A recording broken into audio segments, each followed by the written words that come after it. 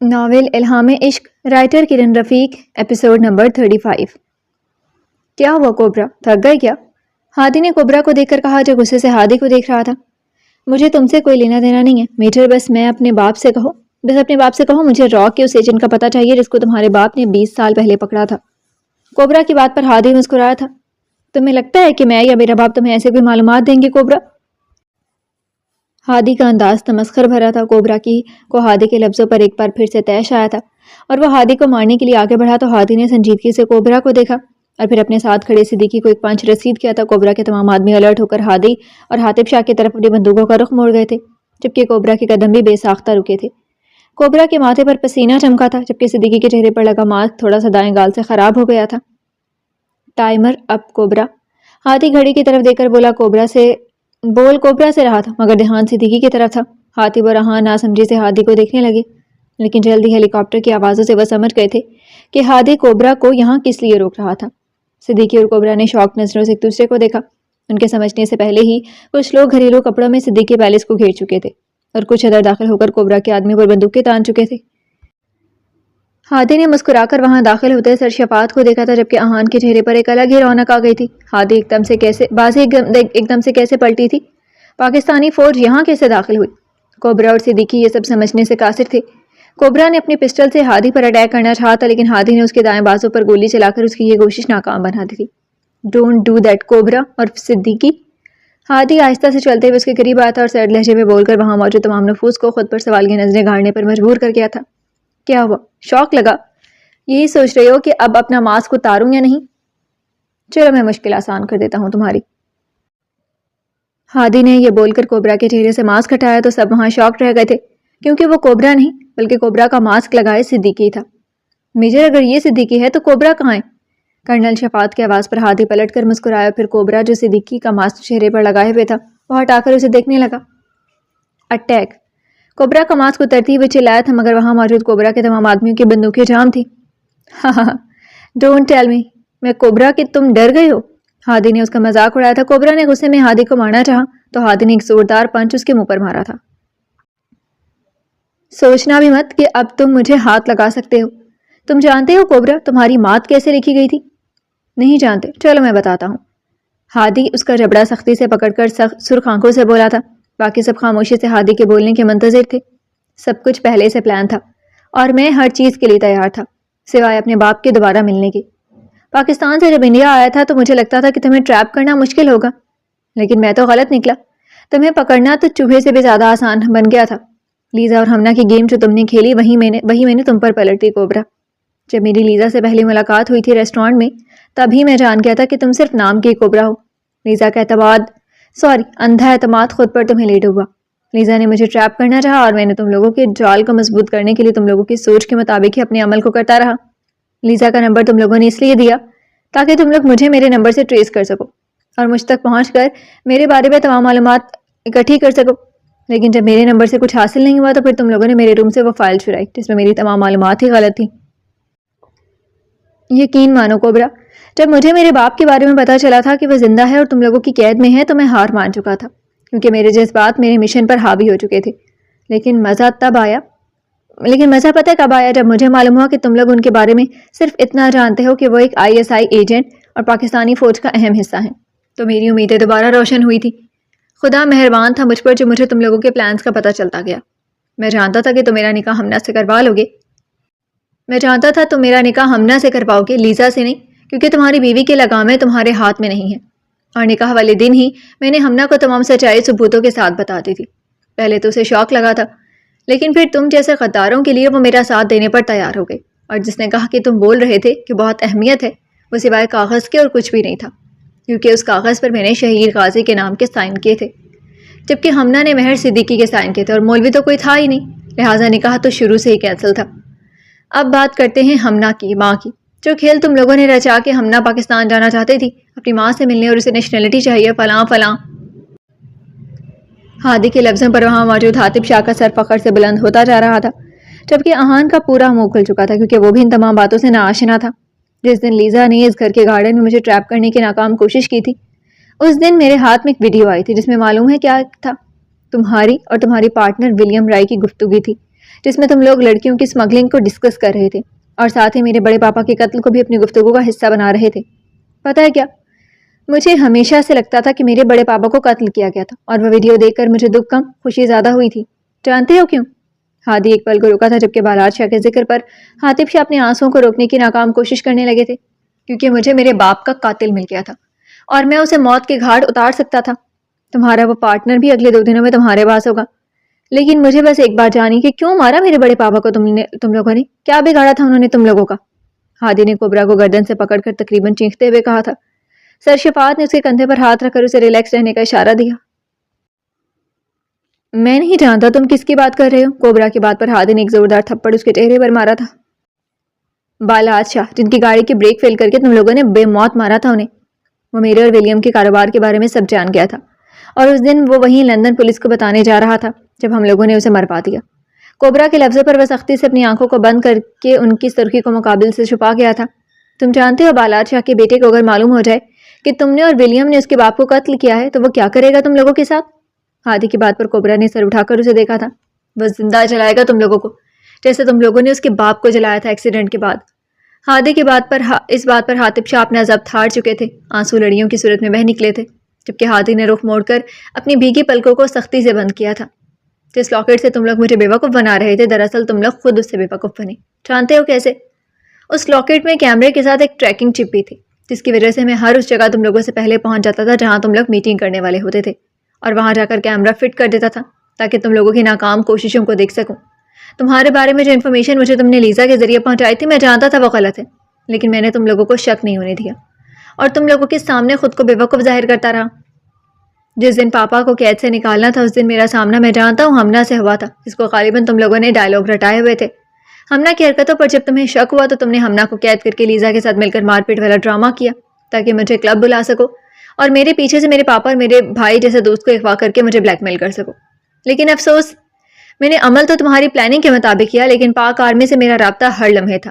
کچھ دن پہلے ہی میں نے اپنے ڈپارٹمنٹ سے تمہیں مارنے کی اجازت مانگی تھی اور مجھے اجازت مل بھی گئی تھی، لیکن تمہیں مارنے سے پہلے مجھے اس راک ایجنٹ کا نام جاننا ہے جس کی مدد سے تم نے میرے پاپا کو یہاں قید کیے رکھا۔ اب بتاؤ کون ہے وہ؟ ہادی کی باتوں پر احان حیران کم شاکڈ زیادہ تھا۔ مطلب ہادی اگر ISI ایجنٹ تھا یا آرمی میں میجر تھا تو واقعی اس میں اتنی صلاحیت تھی کہ وہ عہدے سنبھال سکے۔ ملک جعفر کا بھائی ملک آصر۔ کوبرا کی آواز پر حاطب شاہ کا دماغ 20 سال پہلے والے واقعے کی طرف چلا گیا تھا جہاں ملک آصر نے اسے گولیاں ماری تھیں۔ زندہ زمین میں گاڑ دوں گا میں ایسے غداروں کو۔ ہادی کا بس نہیں چل رہا تھا کہ وہ ملک آصر کو ابھی سر عام پھانسی پر لٹکا دیتا۔ ویسے کمال کی آرمی ہے تمہارے ملک کی کوبرا، جنہیں یہ تک نہیں معلوم کہ ان کی حدود میں غیر ملکی ہیلی کاپٹر گھس آئے ہیں۔ ویسے پتہ چلے گا بھی کیسے، کیونکہ ہیلی کاپٹر پرائیویٹ ہے، کوئی لوگو نہیں ہے اس پر۔ ہادی اس بات پر ہلکا سا مسکرایا تھا۔ تمہارے تمام آدمیوں کی بندوقیں میں ٹریگر پر ایلفی اور کچھ گم ڈال کر انہیں جام کر دیا تھا میں نے۔ پتہ ہے یہ کام کب کیا؟ جب تم لوگوں کو لگا تھا کہ میں حاطب شاہ کو بچانے گیا ہوں۔ اپنے باپ کو میں نے صرف 6 منٹ میں بچا لیا تھا، باقی کے 4 منٹ تمہارے گھر میں تمہارے ہی آدمیوں کی گند کو خراب کیا تھا۔ ویسے سیانے کہتے ہیں عورت اور ہتھیار سے کبھی بھی لاپرواہی نہیں برتنی چاہیے، لیکن تم دونوں میں چوک گئے، کیونکہ اس وقت یہ جو تمہارے سامنے ہے یہ ہمنا ہے، اور جس کو تم ہمنا سمجھ کر آدھا گھنٹہ پہلے بغیر اس کی سنے کلب میں قتل کر چکے ہو وہ لیزا تھی۔ اور ہاں، تمام ہتھیار اسٹور روم میں رکھوانے کی کیا ضرورت تھی؟ وہی ہو گئے نا خراب۔ چلو 10 منٹ دیے تمہیں تمہاری زندگی کے، سوچ لو کیا کیا اور اب کیا ہوگا۔ ہادی یہ بول کر سر شفاعت کی طرف بڑھا تھا جو مسکرا کر اسے دیکھ رہے تھے۔ My mission is complete sir, cobra آپ کی حراست میں ہے، وہ بھی وعدے کے مطابق زندہ۔ ہادی کے لفظ پر سر شفاعت نے اسے گلے سے لگایا تھا۔ I am proud of you major. Captain سب کو لے جاؤ، اور جو ٹرک صبح پاکستان جانا ہے ٹماٹروں والا، اس کے ذریعے تمہیں پاکستان لے جاؤ، باقی ان کی خاطر وہیں ہوگی۔ سر شفاعت نے وہاں موجود ایک کیپٹن سے کہا تھا۔ کوبرا کے تمام آدمیوں کو پکڑا جا چکا تھا، اب بس ہال میں کوبرا، صدیقی اور ہمنا تھے۔ ہادی چلتے ہوئے ہمنا کے پاس آیا تو اس کی پشت کوبرا کی طرف ہو گئی تھی۔ تھینکس ہمنا، تم نے میری بہت مدد کی۔ ہادی واقعی مشکور ہوا تھا۔ مجھے تھینکس نہیں، کچھ اور چاہیے آپ سے میجر۔ ہمنا کی بات پر ہادی نے سختی سے لبوں کو آپس میں پیوست کیا تھا، کیونکہ وہ جانتا تھا کہ ہمنا اسے پسند کرتی ہے اور اگر ایسا کوئی مطالبہ جو وہ پورا نہ کر سکا ہمنا کا تو اسے دکھ ہوگا۔ ہمنا اس کے رد عمل پر مسکرائی تھی۔ میں آپ کے ساتھ پاکستان جانا چاہتی ہوں کیونکہ مجھے اس ملک میں نہیں رہنا۔ ہمنا کی بات پر ہادی نے حیرانگی سے اسے دیکھا۔ لیکن ہمنا، ہم دوست ہیں میجر، پلیز انکار مت کیجیے گا۔ ہادی کچھ بولنے لگا تھا کہ ہمنا نے اس کی بات درمیان میں اسے ہی کاٹ دی تھی۔ ہادی مسکرایا اور اپنا سر اسبات میں ہلا دیا۔ اس سے پہلے ہمنا مزید کچھ بولتی ہال میں فائرنگ کی آواز گونجی تھی۔ ایک کے بعد دیگرے فائر کوبرا نے ہادی کا نشانہ لیتے ہوئے گئے تھے۔ ہادی! عاطف شاہ اور سرشفات ایک ساتھ چیخے تھے۔ ہادی نے پلٹ کر جو ہی کوبرا کو دیکھا، سامنے احان کو مسکراتا دیکھ کر وہ مسکرایا تھا، لیکن جیسے اس کا دھیان اس کی پشت اور سینے سے نکلتے ہوئے خون کی طرف گیا تھا، اس کی مسکراہٹ ایک پل میں سمٹی تھی۔ مطلب ہادی شاہ اپنی زندگی کی سب سے بڑی غلطی کوبرا کو زندہ چھوڑ کر گیا تھا۔ احان!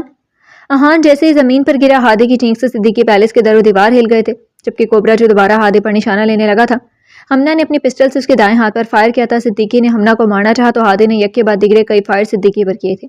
احان کے وجود کو ایک نظر دیکھ کر اس نے کوبرا کی دونوں ٹانگوں پر فائر کیے تھے۔ احان خون سے لت پت اپنی آخری سانسیں بمشکل لے رہا تھا۔ سرشفات نے زمین پر بیٹھ کر اس کا سر اپنی گود میں رکھا تھا، جبکہ ہادی نم آنکھوں سے اسے دیکھ رہا تھا۔ احان پلیز تھوڑی سی ہمت کرنا، ہم ابھی ہاسپٹل جا رہے ہیں، تم بالکل ٹھیک ہو جاؤ گے۔ ہادی نہیں چاہتا تھا کہ وہ اپنے بہتے آنسوں سے کسے تسلی دے رہا تھا، خود کو یا احان کو۔ احان نے ایک نظر سرشفات کو دیکھا جو رو رہے تھے۔ اس نے زندگی میں پہلی بار اور شاید آخری بار اپنے باپ کو روتے دیکھا تھا۔ پاپا، میں نے آپ سے کیا وعدہ پورا کیا، میں نے ہادی سر کو کچھ نہیں ہونے دیا، پاپا میں آپ سے۔ احان نے اٹکتے ہوئے یہ الفاظ بولے اور لمبی سانس لی۔ ہادی زاروں کی طرح رونا شروع ہو چکا تھا۔ احان پلیز تھوڑی سی ہمت کرو، ہم کسی ہاسپٹل میں جاتے ہیں، پلیز یار تھوڑی سی ہمت بس۔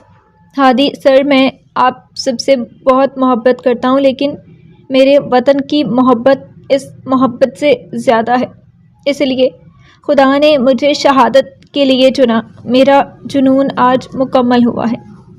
تم کہیں نہیں جا رہے ہو احان، سنا تم نے؟ ابھی تم نے میرے ساتھ بہت سارے مشن کرنے ہیں، ایسے کون ساتھ چھوڑتا ہے؟ ہادی بچوں کی طرح رو رہا تھا۔ عاطف نے اس کے کندھے پر ہاتھ رکھا۔ پاپا ماما کا خیال رکھیے گا۔ احان کے لبوں پر مسکراہٹ اور آنکھوں میں چمک پڑتی جا رہی تھی، لیکن سانسیں ساتھ چھوڑتی جا رہی تھی۔ ایک باپ اپنے سامنے اپنے بیٹے کو زندگی سے پکارتے دیکھ رہا تھا، اور بے بسی اتنی تھی کہ وہ چاہ کر بھی اسے زندگی نہیں دے سکتا تھا۔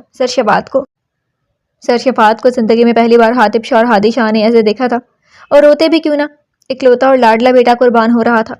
لا الہ الا اللہ محمد رسول اللہ۔ آخری سانسوں میں وہ کلمہ پڑھتے ہوئے اس مقام پر پہنچ گیا تھا جہاں جانے کی خواہش ہر فوجی کرتا ہے۔ احان تم ایسے نہیں جا سکتے، پلیز میری بات مانو، ابھی کہ ابھی اٹھو، میں تمہارا سر ہوں نا، میرا آرڈر ہے ابھی اٹھو۔ ہادی اس کے وجود کو جھنجھوڑ رہا تھا، جبکہ عاطف شاہ نے نم آنکھوں سے احان کی چمکتی آنکھوں کو بند کیا تھا۔ ہادی وہ شہادت کا عہدہ پا چکا ہے۔ عاطف شاہ نے اسے اپنی حصار میں لے کر چپ کروانے کی ناکام کوشش کی تھی۔ ہادی بچوں کی طرح دھاڑے مار کر رویا تھا۔ اس کے رونے پر عاطف شاہ بھی اپنا ضبط کھو چکے تھے، جبکہ سرشفات نے ہادی کی پیشانی پر بوسہ دیا تھا اور اس کی پیشانی سے پیشانی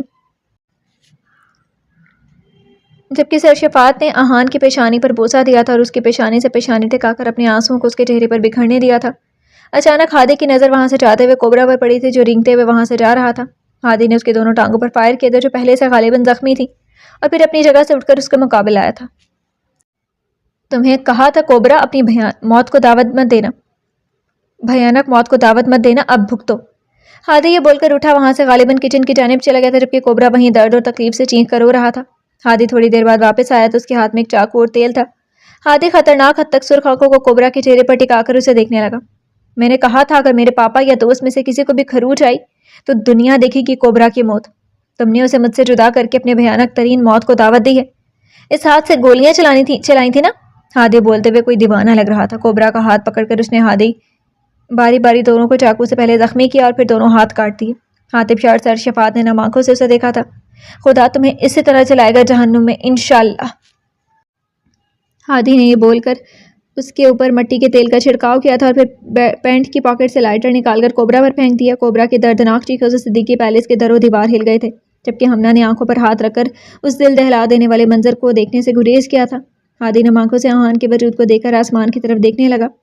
سر، ہیلی کاپٹر ریڈی ہے۔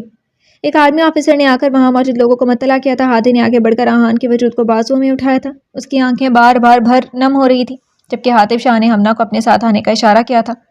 صحیح کہتے ہیں، منزلیں کبھی آسانی سے نہیں ملتی۔ بہت بڑی جیت حاصل کرنے کے لیے سب سے زیادہ پسندیدہ ترین چیز کو کھونا پڑتا ہے۔ خدا صبر دیکھ کر انعام دیتا ہے۔ ہادی نے بھی جیت حاصل کر لی تھی۔ مشن مکمل ہو چکا تھا، لیکن ہادی کو اس مشن میں خسارہ ہوا تھا، احان کی صورت میں، جو معمولی نہیں تھا۔ ایک فوجی جب شہید ہوتا ہے تو صرف ایک انسانی دنیا سے نہیں جاتا، بلکہ ایک وطن کا محافظ جاتا ہے۔ ایک ملک کے باشندوں کی امیدیں ساتھ جاتی ہیں۔ شہید کبھی مرتا نہیں ہے، بلکہ اپنے ساتھ ساتھ اپنے وطن کو امر کر جاتا ہے۔ خدا تمام فوجیوں کی سرحدوں پر حفاظت فرمائے اور وہ جو شہید ہو چکے ہیں ان کو جنت میں اعلیٰ مقام عطا فرمائے، آمین۔ جب تک نہ جلے شہیدوں کے لہو سے چراغ، کہتے ہیں کہ جنت میں چراغاں نہیں ہوگا۔ سورج کی روشنی کھڑکی سے جب کمرے میں داخل ہوئی تو وہاں موجود شخص کی آنکھوں میں چبھن کا کام کرنے لگی تھی۔ ہنی اٹھ جاؤ بیٹا، تمہارے ڈیڈ ناشتے پر تمہارا انتظار کر رہے ہیں۔ اشال شاہ نے اس کا بکھرا کمرہ سمیٹتے ہوئے نرمی سے کہا، مگر مقابل پر کوئی اثر نہیں ہوا تھا۔ اشال نے مسکرا کر اسے دیکھا جو اوندھے منہ بیڈ پر سویا ہوا تھا۔ ہنی تمہارے ڈیڈ اگلے 5 منٹ میں یہاں ہوں گے اور پھر وہ جو بھی سزا دیں گے میں انہیں نہیں روکوں گی۔ اشال شاہ کے سنجیدہ انداز پر وہ کروٹ بدل کر انہیں دیکھنے لگا۔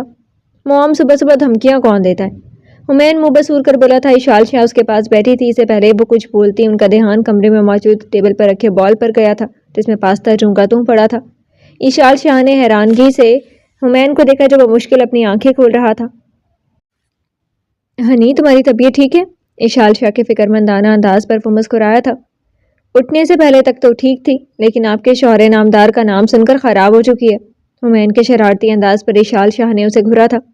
پاستا ایسے ہی پڑے اس لیے پوچھا تھا، لیکن تم نے تو ہر بات میں میرے شوہر کو قصوروار ٹھہرانا ہوتا ہے۔ اشال شاہ خفگی سے بول کر اٹھی اور پاستے کا بال پکڑ کر کمرے سے جانے لگی جب حمین جلدی سے ان کے سامنے آیا۔ موم، یہ ناراضگی والا منہ نہ بنایا کریں، آپ جانتے ہیں یہ مجھ سے برداشت نہیں ہوتا۔ حمین کی بات پر اشال نے اپنا دایاں ابرو جھکا کر اسے دیکھا تو حمین مسکرا دیا۔ ایسے نہیں دیکھیں، سچ ہے۔ اب بتائیں سوری بولنے سے خلاصی ہو جائے گی کیا؟ حمین اشال شاہ کی پیشانی پر بوسہ دیتے ہوئے بولا۔ نہیں، تم وعدہ کرو آئندہ اپنے باپ کو الٹے سیدھے ناموں سے نہیں پکارو گے۔ اشال نے بول کر اپنا ہاتھ آگے کیا جبکہ حمین نے اپنی ماں کو مبسور کر دیکھا تھا۔ موم، یہ زیادتی ہے ویسے، اپنے باپ کو کچھ نہیں کہتا لیکن آپ کے شوہر کو تنگ کرنے کے کیے بغیر میرا دن نہیں گزرتا۔ حمین کی بات پر اشال شاہ نے اسے گھورا تھا۔ تمہارا باپ بالکل ٹھیک کہتا ہے تمہارے بارے میں کہ تم پیدائشی ڈھیٹ پیدا ہوئے تھے۔ اشال شاہ کی بات پر حمین کا صدمے سے منہ کھلا تھا۔ میرے ڈیڈ میرے بارے میں یہ خیالات رکھتے ہیں؟ حمین نے صدماتی کیفیت میں پوچھا تھا۔ نہیں، اس سے بھی عظیم خیالات ہیں لیکن وہ تمہاری ماں کو بتا نہیں سکتا میں۔ اس سے پہلے اشال شاہ کچھ بولتے کمرے میں حازم شاہ داخل ہوئے جو بلیک پینٹ کوٹ میں پہنے یقیناً آفس کی تیاری میں تھے۔ حمین ڈھیٹوں کی طرح مسکراتے ہوئے انہیں دیکھنے لگا جبکہ اشال شاہ اپنا سر نفی میں ہلا کر کمرے سے باہر جا چکی تھی۔ ڈیڈ میں موم کو تنگ کرنا کیا آپ کے فرائض میں شامل ہے؟ ڈیڈ میری موم کو تنگ کرنا کیا آپ کے فرائض میں شامل ہے؟ حمین کی بات پر حازم شاہ نے اسے گھورا تھا۔ تمہاری ماں وہ بعد میں ہے، پہلے میری بیوی ہے، اور اپنی بیوی کو تنگ نہیں کروں گا تو کیا پڑوسیوں کی بیوی کو تنگ کروں گا؟ ہائے ڈیڈ، آپ کے یہ جذبات! لگتا ہے مجھے یہ موم کو بتانا پڑے گا کہ آپ کے سیکرٹری ایک لڑکی ہے۔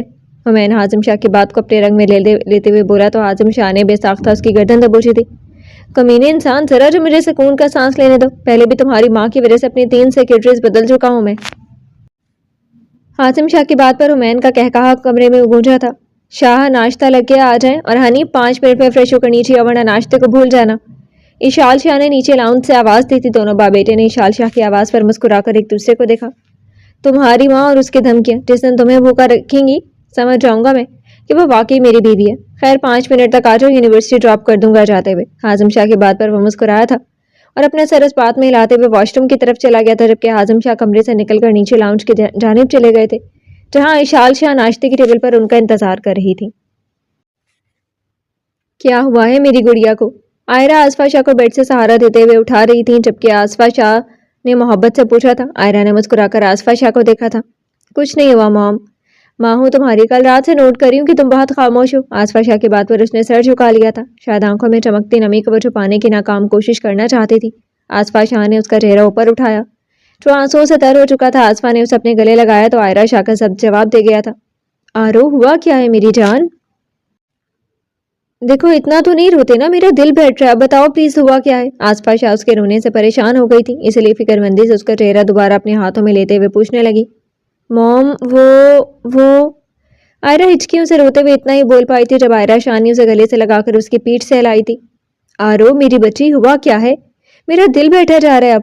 آصفہ شاہ کی پریشان آواز پر وہ جلدی سے ان سے الگ ہوئی تھی اور اپنے آنسو صاف کر کے بمشکل مسکرا کر انہیں مطمئن کرنے لگی تھی۔ موم، وہ بس بابا کی یاد آ رہی تھی۔ آئرہ کی بات پر آصفہ شاہ نے اس کا چہرہ دیکھا تھا جو نظریں چرا گئی تھی۔ مجھے ایسا کیوں لگ رہا ہے کہ جیسے تم بات کو جان بوجھ کر بدل رہی ہو؟ آصفہ شاہ کے انداز پر وہ مسکرائی تھی کیونکہ ان کا یہ اندازہ بالکل ٹھیک تھا۔ موم، ایسا کچھ بھی نہیں ہے، آپ پریشان نہیں ہو، اور چلے ناشتے پر سب آپ کا انتظار کر رہے ہوں گے۔ آئرہ کی بات پر آصفہ شاہ نے اس کی پیشانی پر بوسہ دیا تھا۔ میں جانتی ہوں ماضی میں کافی غلطیاں کر چکی ہوں میں، اور ان غلطیوں کی وجہ سے تمہیں خود سے دور بھی کر چکی ہوں، لیکن یقین مانو تم میری زندگی کا واحد احساس آسا ہو جس کی وجہ سے میں زندہ ہوں، اس لیے جب بھی کچھ شیئر کرنا ہو میرے پاس آ جانا، میں ہر حال میں اپنی بیٹی کا ساتھ دوں گی۔ آصفہ شاہ کی بات پر وہ مسکراتے ہوئے اپنا سر اس بات میں ہلانے لگی تھی۔ آصفہ شاہ کی بات پر وہ مسکراتے ہوئے اپنا سر اس بات میں ہلانے لگی تھی۔ اوکے موم اب چلیں، آئرہ ان کو کندھوں سے تھام کر اپنے ساتھ کمرے سے باہر لے گئی تھی۔ کیا تم گھر نہیں جاؤ گے آج؟ ہادی اپنے آفس میں بیٹھا تھا جب حاتب شاہ اس کے آفس میں داخل ہوتے ہوئے بولے تھے۔ ہادی جو اپنی کرسی پر آنکھیں موندے بیٹھا تھا حاتب شاہ کو دیکھ کر اٹھا تھا۔ احان کے جنازے کے بعد جاؤں گا، ابھی دل نہیں کر رہا جانے کو۔ بولتے ہوئے ہادی نے رخ موڑ لیا تھا کیونکہ آواز کے ساتھ اس کا لہجہ بھی بھیگ گیا تھا۔ حاتب شاہ نے لب بھینچ کر اس کی پشت کو دیکھا تھا۔ میں جانتا ہوں کچھ دن جو تم لوگ ساتھ رہے ہو تو تمہیں انسیت ہو گئی تھی احان سے، لیکن ہادی اس طرح کرنے سے وہ واپس نہیں آئے گا، تمہیں خود کو سنبھالنا ہوگا۔ حاتب شاہ کی بات پر اس کے آنسو پھر سے جاری ہو گئے تھے۔ وہ رونا نہیں چاہتا تھا، لیکن شاید اس کا اپنے آنسوؤں پر اختیار ختم ہو گیا تھا۔ وہ کمزور نہیں تھا، لیکن شاید اتنا بھی مضبوط نہیں تھا کہ ایک دوست کو کھونے کے بعد روتا نہیں۔ وہ ہمت کر رہا تھا، لیکن خود کو تسلی دے کر آگے بڑھنا واقعی مشکل تھا۔ پاپا آپ کو معلوم ہے وہ مجھے میری جان سے زیادہ عزیز تھا۔ مجھے یہاں آفس میں ہر وقت اس کو دیکھنے کی عادت تھی، اس کی شرارتوں کو میں بہت مس کر رہا ہوں۔ پاپا جب ہم نے مشن پر جانا تھا میں نے سر شفاعت کو منع کیا تھا کہ وہ احان کو میرے ساتھ نہ بھیجے۔ ایک خوف سا تھا کہ اگر اسے کچھ ہو گیا تو سر کا کیا ہوگا، ان کی فیملی کا کیا ہوگا۔ آپ جانتے ہیں میں اس کے سامنے خود کو بہت غصے والا ظاہر کرتا تھا، لیکن میں کبھی اسے ڈانٹ نہیں سکا کیونکہ وہ مجھے بہت عزیز تھا۔ میں بڑا تھا اس سے عمر میں بھی اور عہدے میں بھی، لیکن پاپا پھر وہ پہلے کیسے چلا گیا؟ ابھی تو اس کی شادی کروانی تھی میں نے، اور پھر اپنی شادی پر اسے نہیں بلا کر تنگ کرنا تھا۔ لیکن پاپا یہاں تو سب سوچیں ہی ختم ہو گئی ہیں، میں کل سے احان کے علاوہ کچھ سوچ ہی نہیں پا رہا ہوں۔ ہادی حاتب شاہ کی طرف دیکھ کر بولا اور آہستہ سے چلتے ہوئے ان کے پاس گھٹنوں کے بل بیٹھ کر ان کی گود میں سر رکھ کر رونے لگا تھا۔ کل سے وہ اتنا رو چکا تھا کہ اس کا گلا بیٹھ گیا تھا، آنکھیں ہلکی ہلکی سوجن کا شکار ہو چکی تھی اور ان کے اندر کی سرخی اس حد تک گہری تھی کہ دیکھنے والے کو خوف ضرور محسوس ہوتا۔ حاتب شاہ نے اس کے کالے بالوں پر ہاتھ پھیرا تھا۔ میں جانتا ہوں تم اس سے بہت محبت کرتے تھے اور وہ تمہیں بہت عزیز بھی تھا، لیکن ہادی تم دنیا کے پہلے انسان نہیں ہو جس نے کسی اپنے کو کھویا ہے۔ تمہارے پاس صبر کرنے کے علاوہ کوئی راستہ نہیں ہے۔ وہ اللہ کی امانت تھا اور وہ لے گیا اسے اپنے پاس۔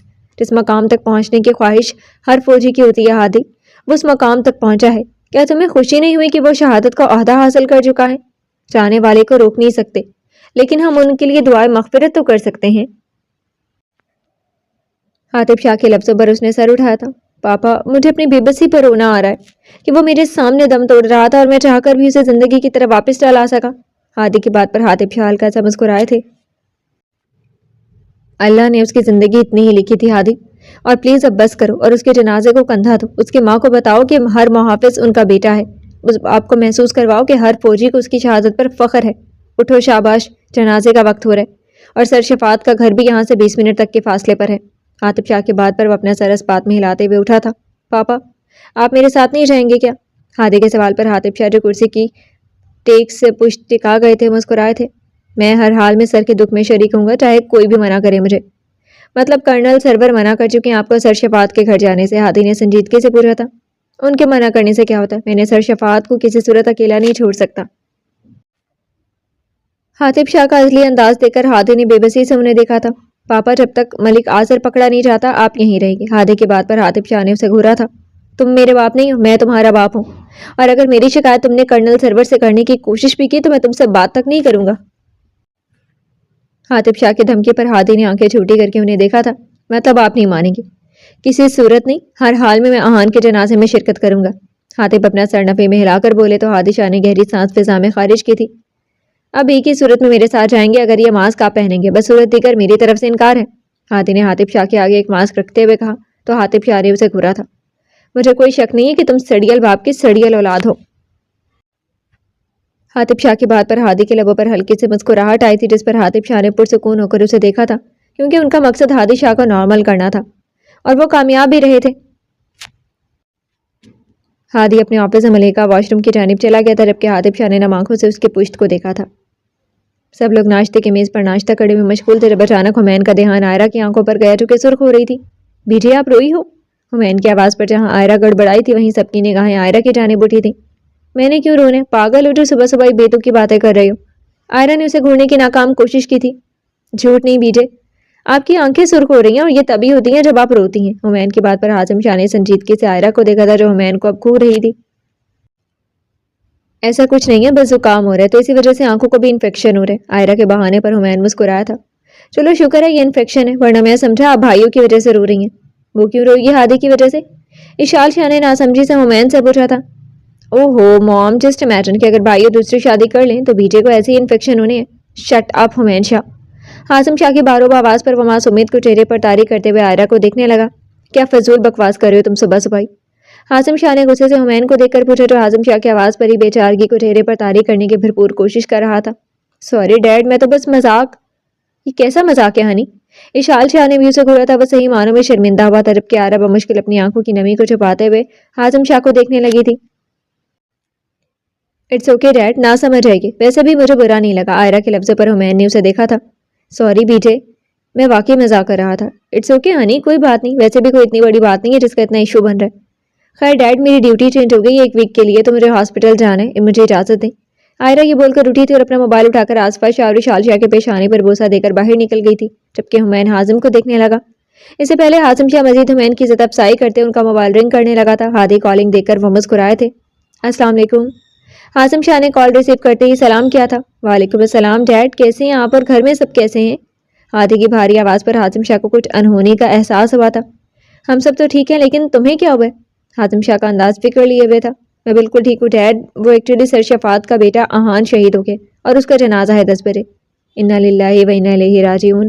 حازم شاہ نے بمشکل یہ الفاظ منہ سے نکالے تھے، حالانکہ دکھ تو ان کو بھی بہت ہوا تھا سن کر۔ نمی بھی آنکھوں میں آئی تھی جس سے وہ سختی سے آنکھوں کو میچ کر چھپا گئے تھے۔ میں آتا ہوں ہادی۔ حازم شاہ نے یہ بول کر کال ڈراپ کر دی تھی۔ شاہ سب ٹھیک ہے نا؟ اشال شاہ نے حازم کا بجھا ہوا چہرہ دیکھ کر پوچھا تھا۔ سر شفاعت کے بیٹے کی شہادت ہو گئی ہے، حمین تو میرے ساتھ چل رہے ہیں ان کے گھر ابھی۔ حازم شاہ اپنی جگہ سے اٹھتے ہوئے بولے تھے جبکہ اشال اور آصفہ کو بے ساختہ حاتب شاہ کی شہادت والا دن یاد آ گیا تھا۔ حمین اپنا سر اس بات میں ہلاتے ہوئے حازم شاہ کے پیچھے لاؤنج سے باہر نکل گیا تھا جبکہ آصفہ شاہ کے گالے پر بہتے آنسوؤں کو اشال شاہ نے اپنے ہاتھوں سے صاف کر کے انہیں اپنے حصار میں لیا تھا۔ قسمت دور کھڑی انہیں مسکراتے ہوئے دیکھ رہی تھی جبکہ وقت ان کے دکھوں پر مرہم رکھنے کی کوشش کرنے والا تھا۔ جی تو کیا ہوگا سب کا ریئیکشن جب وہ حاتب شاہ کو زندہ دیکھیں گے؟ یہ جاننے کے لیے انتظار کیجیے نیکسٹ ایپیسوڈ کا۔ شکریہ، اللہ حافظ۔